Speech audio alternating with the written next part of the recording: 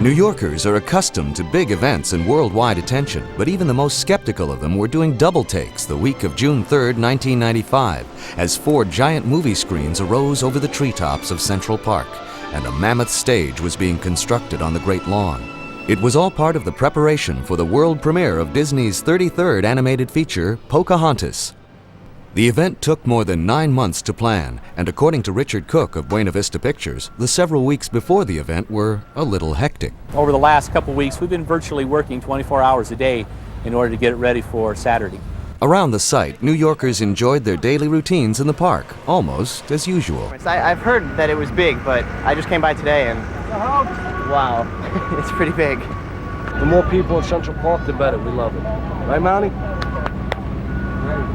The Pocahontas premiere used enough electricity to light the World Trade Center and enough audio wattage to power 5 rock concerts.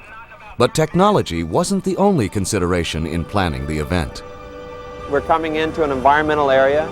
They wanted to make sure that we took care of it while we were here and that when we left it would be the same as when we came here, or better.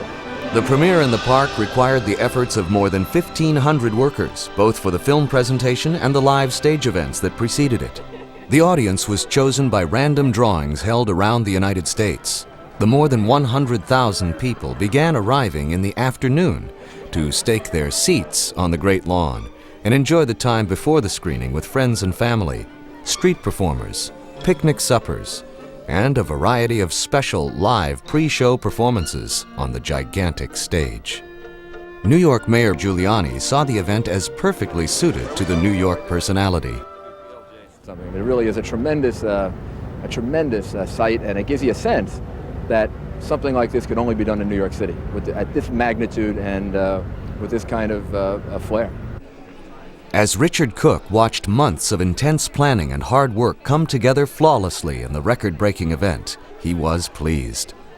It makes you feel great, it really does, especially all the people having such a good time. Russell Means, the voice of Chief Powhatan, saluted the press corps that waited at the entrance to the premiere. Disney Vice Chairman Roy Disney was a cheery guest, as was Judy Kuhn, the singing voice of Pocahontas. It's overwhelming. I mean, I've never seen anything like it. I mean, I've lived in New York and I've been in showbiz a while, but I've never seen anything like this. Yeah. Also overwhelmed by the event was the speaking voice of Pocahontas, Ilene Bedard. It's beyond my wildest dreams. As the sun set over Manhattan, the show began. 8 specially made 70mm prints of Pocahontas, the only 70mm prints made, began their run. Before the evening ended, nearly 16 miles of film had been projected. Even the sound for this premiere was specially engineered, intentionally offset 12 frames out of synchronization to make sure the sound carried in sync across the 13-acre viewing area. The premiere screening was underway, and the specially constructed 8-story high screens were visible above the treetops.